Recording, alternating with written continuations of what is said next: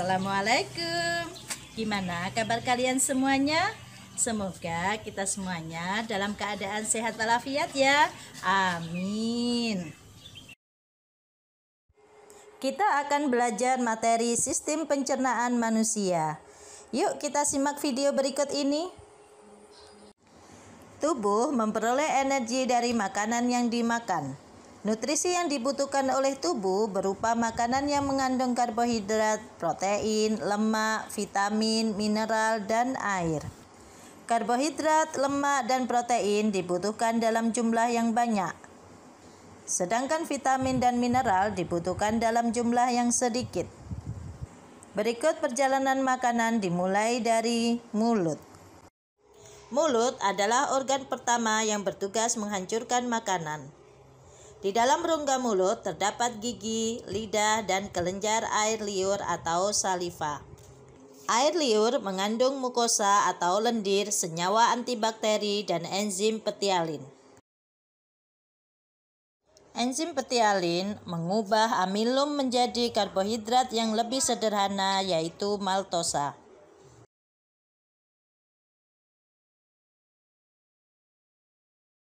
Pada mulut terjadi dua proses pencernaan makanan, yaitu proses pencernaan makanan secara kimiawi dan mekanis.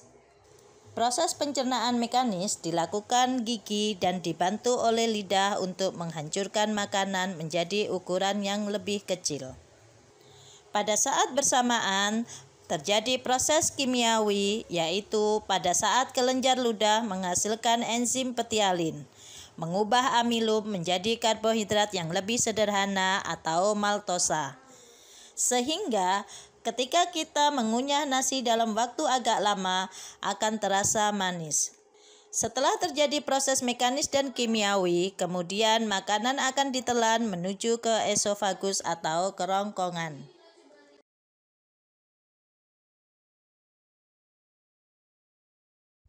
Di dalam leher terdapat dua saluran, yaitu kerongkongan letaknya di belakang dan tenggorokan atau trakea letaknya di depan. Kerongkongan merupakan saluran pencernaan, sedangkan tenggorokan atau trakea merupakan saluran pernafasan. Kedua saluran ini dijaga oleh sebuah klep yang namanya epiglotis. Pada waktu kita bernafas, klep tersebut membuka sehingga udara dapat masuk ke tenggorokan. Nah, sewaktu kita menelan makanan, klep tersebut akan menutup tenggorokan sehingga makanan tidak masuk ke tenggorokan.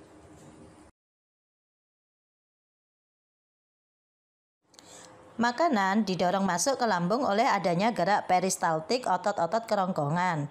Hal ini dikarenakan dinding kerongkongan tersusun atas otot polos yang melingkar dan memanjang serta berkontraksi secara bergantian. Akibatnya, makanan berangsur-angsur terdorong masuk ke dalam lambung. Di dalam lambung terjadi pencernaan mekanis dan kimiawi. Secara kimiawi, makanan bercampur dengan cairan lambung. Cairan lambung mengandung air, lendir, asam lambung atau HCl, serta enzim pepsin dan renin. Karena sifatnya yang asam, cairan lambung dapat membunuh kuman yang masuk bersama makanan.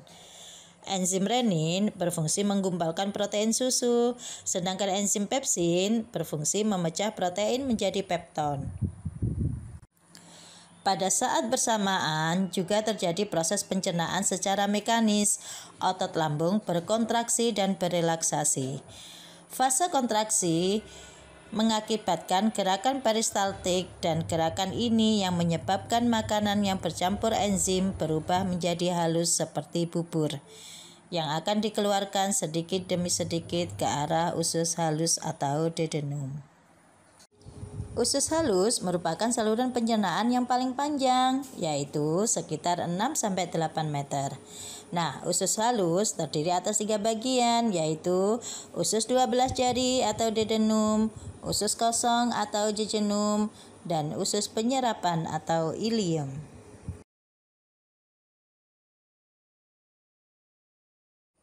Selain saluran pencernaan, ada juga kelenjar pencernaan. Nah, hati, kelenjar pankreas, dan kelenjar dinding usus bukanlah saluran pencernaan, tetapi termasuk kelenjar pencernaan manusia. Hati menghasilkan cairan empedu yang disimpan di kantong empedu. Cairan empedu berfungsi dalam mengemulsi lemak, sehingga lemak akan terpecah menjadi butiran-butiran kecil untuk dapat dicerna lebih lanjut.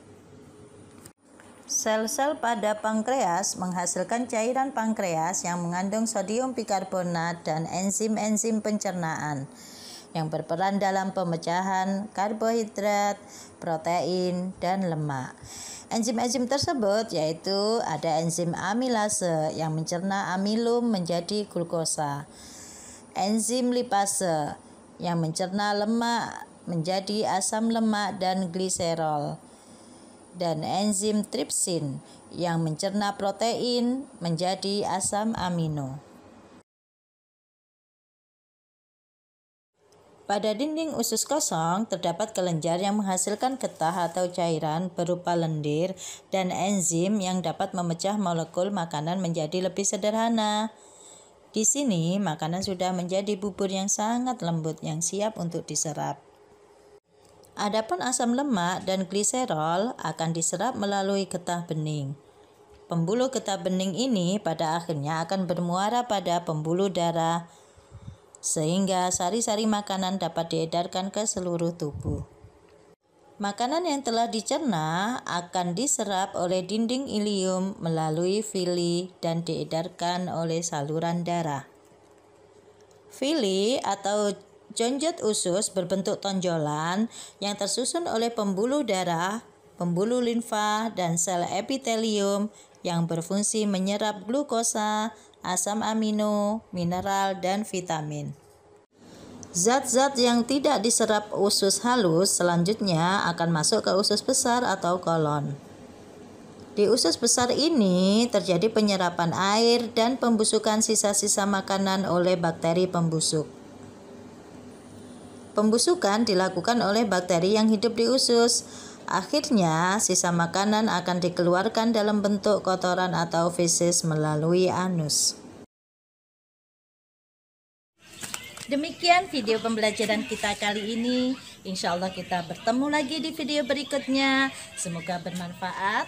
Assalamualaikum.